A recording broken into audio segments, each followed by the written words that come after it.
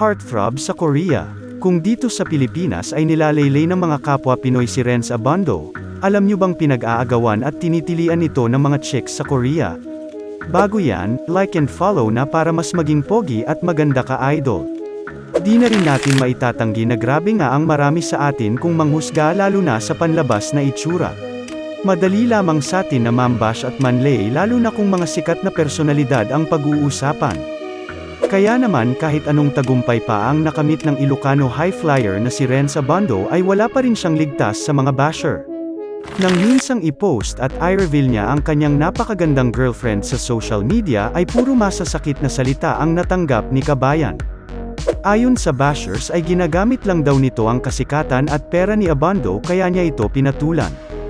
Pero to the rescue naman si Renz at pinagtanggol ang kanyang girlfriend.